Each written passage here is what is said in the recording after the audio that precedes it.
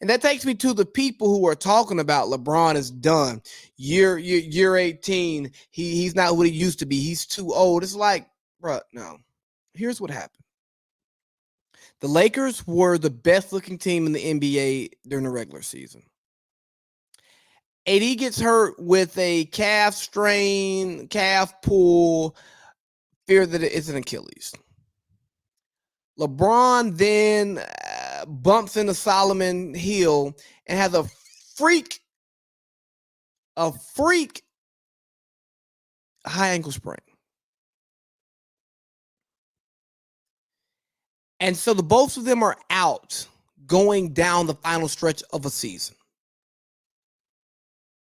And with the both of them being out going down the final stretch, guess what? They lose their shape. They lose their rhythm. They lose their flow. They add Andre Drummond.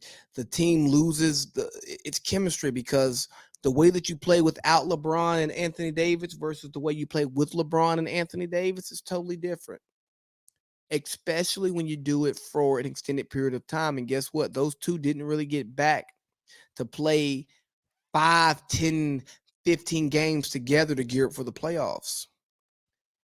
And if you ask me, they probably came back before they were actually ready to come back because they needed to get back in order for the playoffs.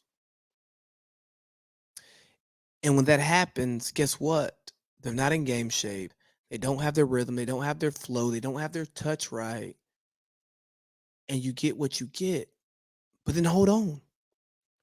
They start to look decent. They look like they're going to win the series. Then Anthony Davis strains his groin. I've strained a groin before. It hurts. You can't move like you want to. You can't do what you want to do. So guess what happens when that happens? You're stuck. And you're LeBron with a bunch of role players knowing that even if you get out of round one, you're not a championship team. You're on a tender ankle. What makes the most sense? Running into a wall like MJ and Kobe would do just to bump your head and have a concussion, or wait, come back, retool so that you can knock the wall down with better tools instead of your head.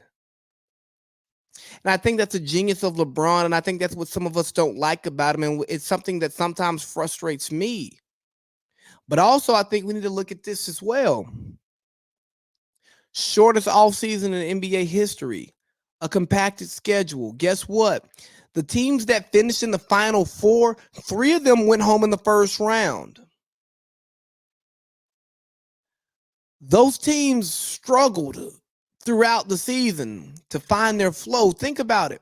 Miami was hit with injuries and they just didn't always look right. And they had their days, but they didn't always look right. The Lakers beat up with injuries.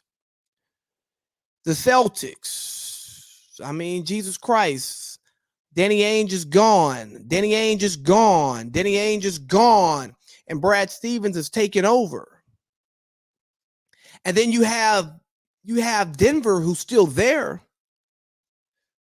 No Jamal Murray. No Will Barton.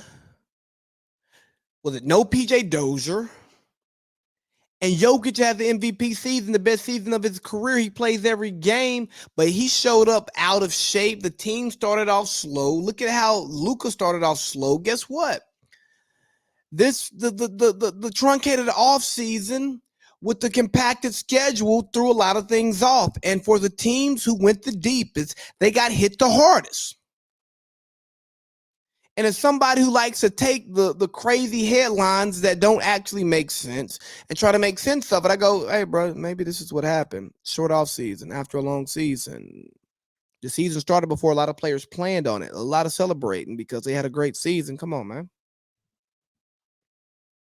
Maybe that's what it is. Maybe it's not that LeBron is old and AD is always injury prone, because yes, AD gets injuries. He has those nagging, lingering injuries, but guess what he doesn't have? He never missed a playoff game until the season. And he was obviously not himself when the season started.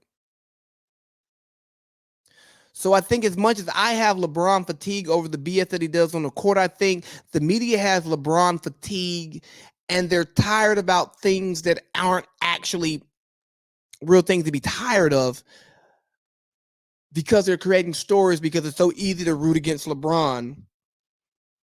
Excuse me. And not actually give him his just due.